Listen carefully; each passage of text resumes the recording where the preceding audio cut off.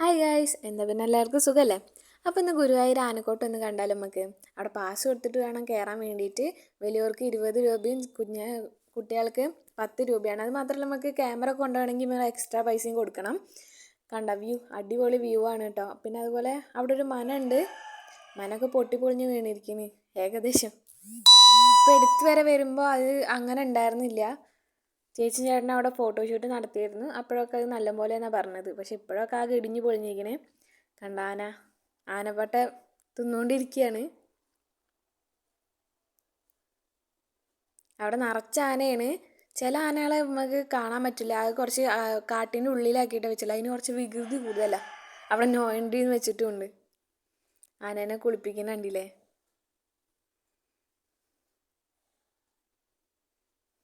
കെടുന്ന് കൊടുക്കണം നോക്ക്. സത്യം പറഞ്ഞാൽ ആനേനെ പേടിയാണ്. അമ്മയ്ക്കൊക്കെ ഭയങ്കര പേടിയാണ് ആനേനെ. പക്ഷെ പിന്നെ എല്ലാവരും ഉണ്ട്. പിന്നെ അവിടെ കയറൊക്കെ കിട്ടിയ കാരണം പിന്നെ കുഴപ്പമില്ല.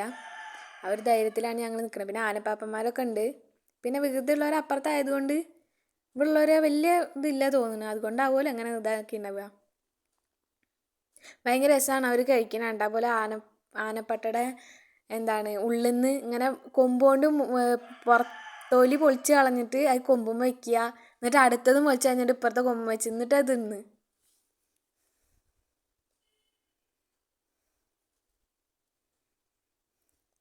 അർജുനും തിരിഞ്ഞുവിടുന്ന ഭയങ്കര എക്സൈറ്റ്മെൻറ്റിലാണ്. ഇത്ര അധികം ആനേനെ ഒരുമിച്ച് കാണല്ലേ.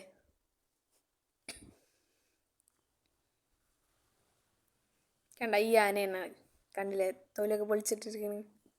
ഇതാ കൊമ്പുമ്മ കാണാല്ലേ അത് വെച്ചിരിക്കണ നോക്ക്.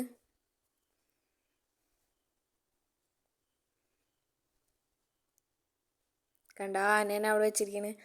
ആനേനെ നമുക്ക് അതിൻ്റെ ഉള്ളിലേക്ക് പോകാൻ പറ്റില്ല. അതിൻ്റെ ഉള്ളിലൊക്കെ ഇഷ്ടംപോലെ ആന ഉണ്ട്.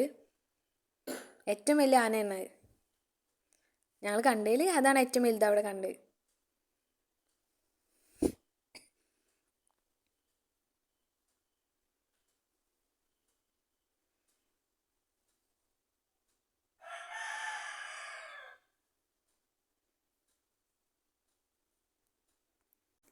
പിന്നെ എല്ലാ ആനകളുടെ പേരും അവിടെ എഴുതി വെച്ചിട്ടുണ്ട്.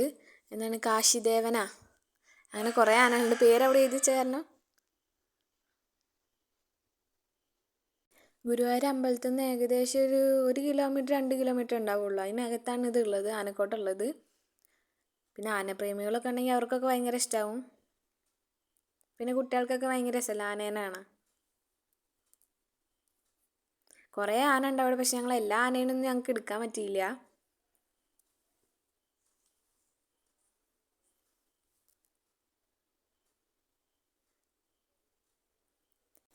ഞാനും അച്ഛനും അമ്മയും ജിജോളും ഉണ്ണിയാളും കൂടിയിട്ടാണ് പോയത്. അവസാനം നടന്ന് ഞങ്ങൾക്ക് വയ്യാണ്ടായി. പിന്നെ അവസാനം ഞങ്ങൾ കാലിൽ എണക്കാൻ പറ്റില്ല എന്ന് പറഞ്ഞപ്പോൾ പിന്നെ ഞങ്ങൾ റെസ്റ്റ് എടുത്ത് അവിടെ ഇരുന്നിട്ട്. നല്ല സ്ഥലമാണ്, മരത്തിൻ്റെ ചോട്ടിൽ നല്ല തണുപ്പുള്ളൊരു സ്ഥലത്ത് നോക്കിയിരുന്ന്.